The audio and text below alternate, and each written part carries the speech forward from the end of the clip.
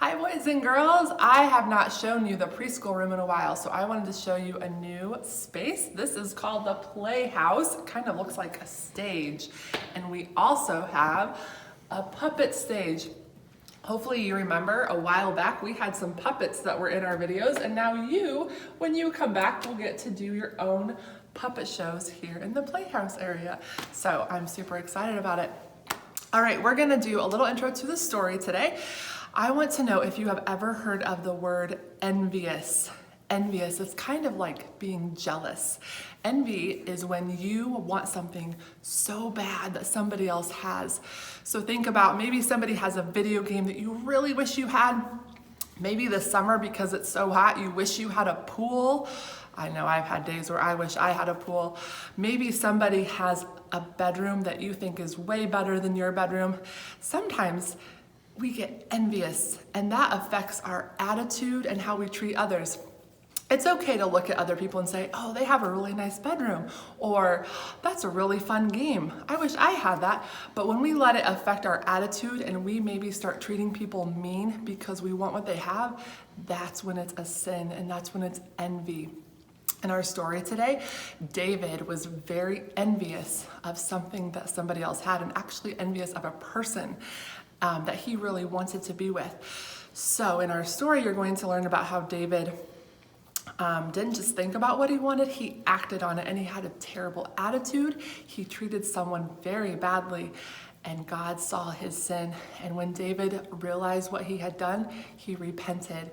So the most important part of our story is that David repented and God forgave him. God forgives us of all of our sins. This week, I want you to focus on being happy for other people instead of being jealous. Be thankful for what you have and be happy for what other people get to experience, and we can all share the things that we get to enjoy in God's blessings. And most importantly, remember that when we confess our sins, God forgives us. All right, I hope you have a good week, and I will see you soon. Bye. Hey friends, I'm Megan. And I'm Jessie. Jessie, how is your new bike? Are you still loving it? Oh, my Galactic Speed Racer 20-inch trail bike? Well, I gotta tell you the truth, Megan. I'm actually not allowed to ride it right now. My dad took it away.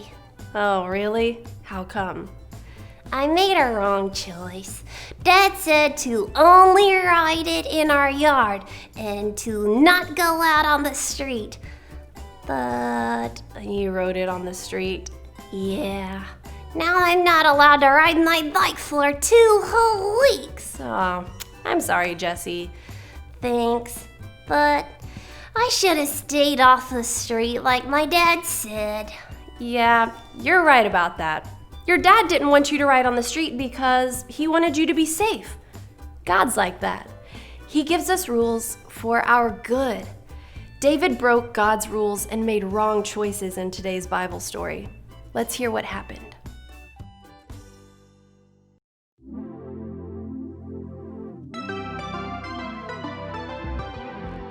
David was the king of Israel. One spring, David sent out the army to fight. He put another man in charge of the army, and David stayed home. One evening, David was walking on the roof of his palace. He looked out and saw a beautiful woman named Bathsheba. Bathsheba was the wife of Uriah, one of the best men in David's army. David made up a plan. He told the leader of the army to send Uriah into the hardest part of the battle. David hoped Uriah would be killed. David's plan worked. Uriah was killed. So David took Bathsheba into his house to be his wife. God knew what David did, and he was not happy with David. God sent Nathan the prophet to talk to David.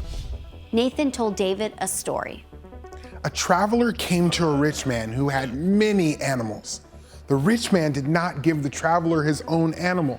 Instead, he took a poor man's lamb, the only lamb the poor man had, and gave it to the traveler to eat.